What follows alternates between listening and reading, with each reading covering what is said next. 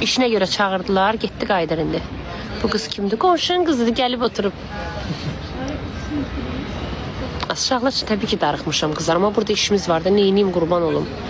İşimiz olmasa Deniz gəlib getməz, o boyda xərcə girib çıxmarıq ki, o samolyot bu yana, o samolyot bu yana.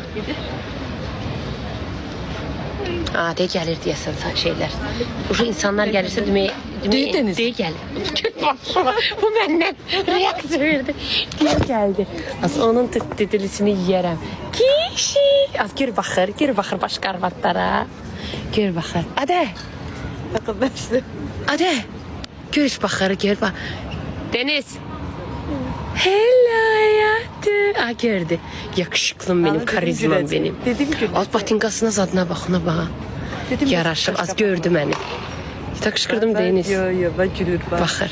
Utanabilir, onu göstərəm. Soxum sizə yaraşığım. Adə, Deniz. Darıxmısan mənim üçün? Sarıçkasına zadına. Hana, o itirdim kişini. Yoxdur sumkon. Hast kein Gepäck? Sənin o kəl başını yesin arvadın.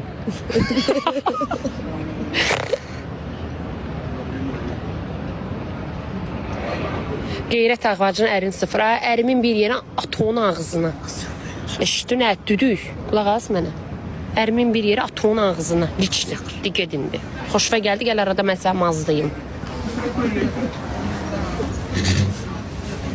Lazım idi sənə qışda marojna. Gel burada hara getdi. Lazım idi sənə qışda marojna. Qələt elə bir də at onu